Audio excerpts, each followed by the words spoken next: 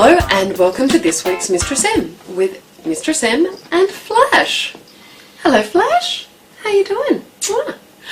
Okay, so first of all this week a young lady in a cafe came up to me and started asking me about her sex life. This happens to me a lot now. But anyway, the question she asked me was, is it normal for someone to call out Roger Federer as they come? I think we all know the answer to that. No! I mean, how on earth do you even train yourself to say Roger Federer when you're coming? I can't even say it now. I mean, seriously. Maybe he's an atheist and doesn't want to scream out, oh God, but something better than Roger. And is he straight? I mean, I'm not sure whether he thinks he's Roger Federer or it's like a slam dunk, slam dunk? What do we do in tennis? Is it you serve an ace? Okay.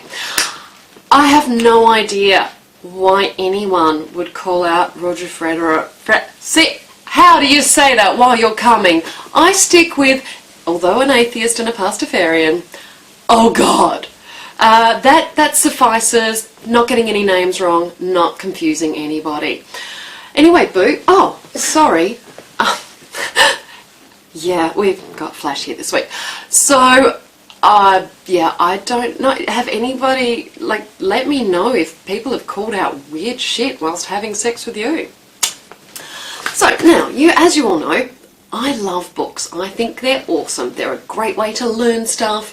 They're a nice way to go to sleep, and you can read them to your friends. Yeah.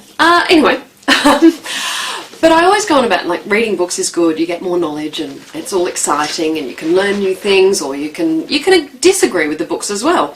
And I found some books the other week that I thought I was going to really disagree with. They were at Aldi supermarkets for $5 each, so I thought, hey, what the hell, I'll get them. So I've got He's Just Not That Into You, It's Just a Date, and How to Make Anyone Fall in Love with You. So first of all, He's Just Not That Into You. Now I spent, I think, about 6 months raging against that title and going, but what if she's just not that into you, rah, rah. And then I bought the book and read it, and at the end they say, Dear Shouty, which I think they mean me, if we'd called it She's Just Not That Into You, we wouldn't have sold any copies because boys just don't buy books like that. Fair point. So anyway, I started to read it, and you can see here, some crap, but some obvious true stuff. And, I've opened it up, and what we have to remember here is this is written in America by Americans for Americans in American. So it's not really quite socially and culturally right for Australia, because things like, they say you're not allowed to ask guys out. My response has been, really? We can't ask you out? Fuck off. But that's just me being an independent Australian woman. That's how I feel about things. 50s crap. And what else have I written? Am I so wrong? Because apparently, women are meant to be nice, keep their legs together, not ask the guy out, let him ask you out, and not hang around acting like a doormat.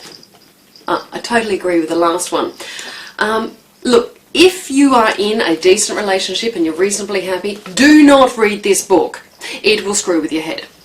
If, however, you have a friend who you know is being treated like a doormat or is acting like an idiot, well, perhaps you should buy her this book, because there is some perfectly sensible advice in it. So, look, I wasn't that into this book, but I can't really diss it as much as I thought I could. So, good on you. Written by a stand-up comedian. Male, American, stand-up comedian, who wrote for Sex in the City. Give it a go if you need to.